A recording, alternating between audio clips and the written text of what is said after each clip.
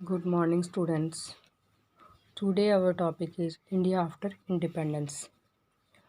बच्चों ये चैप्टर 10 है आपका हिस्ट्री का।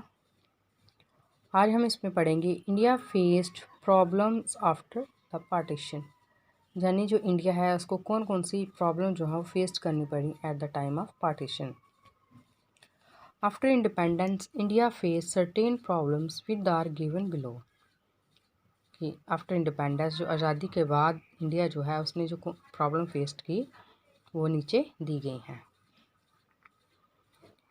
As India divided into two countries, lakhs of people left their houses on both sides to live in the other country। यानी कि जैसे ही इंडिया जो है उसको टू कंट्रीज़ में डिवाइड किया गया तो बहुत लाखों लोग जो हैं वो बेघर हो गए, उनके घर छूट गए, दोनों साइड की तरफ से लोग थे। Around 8 million refugees came to India from Pakistan, और कम से कम 8 मिलियन रिफ्यूजी जो हैं वो पाकिस्तान से इंडिया आए। There was problem of their food houses extra, और उस समय उनके खाने का रहने का जो था उनकी ज़रूरतों को पूरा कर पाना मुश्किल हो रहा था। Eight the time of independence Indian society was divided into thousands of castes and सब कास्ट्स। यानी कि जब इंडिया जो है वो इंडिपेंडेंट हुआ, जब वो आज़ाद हुआ, तो जो इंडियन सोसाइटी है वो हज़ारों कास्ट्स और सब कास्ट्स में बांटी थी, यानी वो जातिवाद में बांटी हुई थी।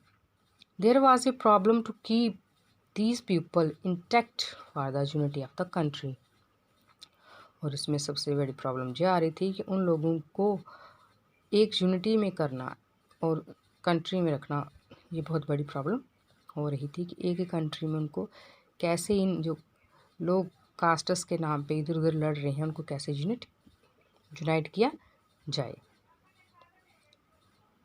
After independence there was a need to develop the country and its economy which was renewed by colonial government.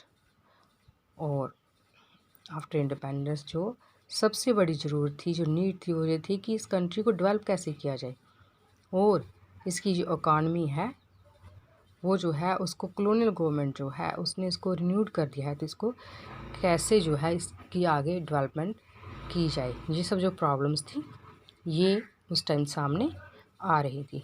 तो बच्चों आज के लिए हमारी क्लास यहीं पे ख़त्म। कल मिलेंगे हम अपनी नेक्स्ट क्लास के लिए, तब तक अपना ख्याल रखें। Have a nice day.